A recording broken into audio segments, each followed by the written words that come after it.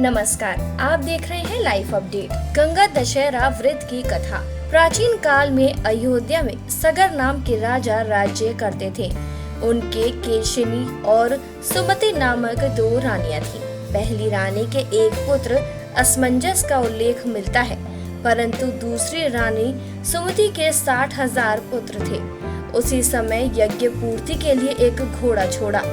इंद्र यज्ञ को भंग करने के लिए उस घोड़े को चुराकर कपिल मुनि के आश्रम में बांधाए।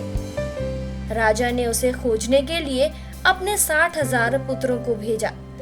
खोजते खोजते वे कपिल मुनि के आश्रम में पहुंचे और समाधिस्थ मुनि की क्रोधाग्नि में जलकर भस्म हो गए। अपने अपने पितृव्य चरणों को खोजता हुआ अंशुमान जब मुनि आश्रम में पहुंचा तो महात्मा गरुड़ ने भस्म होने का सारा वृत्तांत बताया। गरुड़ जी ने यह भी बताया कि यदि इन सब की मुक्ति चाहते हो तो गंगा जी को स्वर्ग से धरती पर लाना पड़ेगा।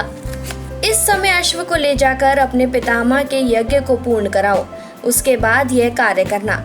अंशुमान ने घोड़े सहित यज्ञ मंडप पर पहुंचकर सगर से सब वृत्तांत कह सुनाया। महाराज सगर की मृत्यु के उपरांत अंशुमान और उसके पुत्र दिलीप जीवन पर्यंत तपस्या करके भी गंगा जी को मृत्युलोक में न ला सके। अंत में महाराज दिलीप के पुत्र भागीरथ ने गंगा जी को इस लोक में जाने के लिए गोकर्ण तीर्थ में जाकर कठोर तपस्या की। इस प्रकार तपस्या करते करते कई वर्ष बीत गए।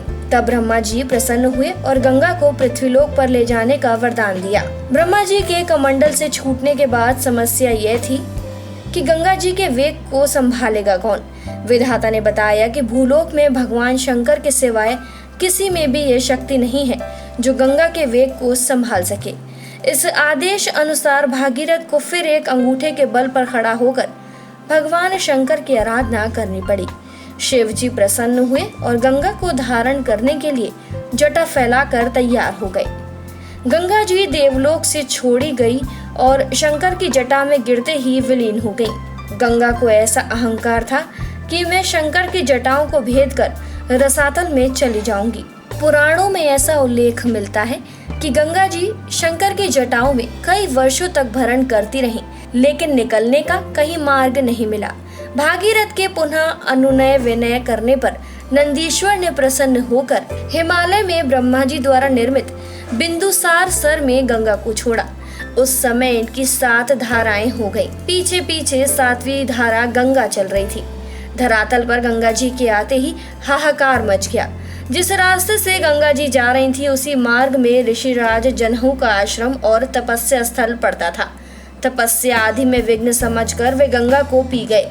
फिर देवताओं की प्रशंसा और प्रार्थना करने पर उन्हें पुनः जांग से निकाल दिया। तभी से ये जनहू पुत्री या जानवी कहलाई। इसी प्रकार अनेक स्थलों पर तरन तारन करती जानवी ने कपिल मुनि के आश्रम में पहुंचकर सगर के 60,000 पुत्रों के भस्मावेश को तार कर मुक्त किया। उसी समय ब्रह्मा जी ने प्रकट होकर भागीरथ के कठिन तप और सगर के 60,000 पुत्रों के अमर होने का वर दिया। तदंतर यह घोषित किया गया कि तुम्हारे ही नाम पर गंगा जी का नाम भागीरथी होगा। अब तुम अयोध्या में जाकर राजकाज संभालो। ऐसा कहकर ब्रह्मा जी अंतर्ध्यान हो गए। इस वरदान से भागीरथ को पुत्र लाभ हुआ और सुखपूर्वक राज्य भोग कर परलोक गमन किया। फिलहाल इस वीडियो में इतना ही। ऐसी ही और जानकारियों के लिए बने रहिए लाइफ अपडेट के साथ।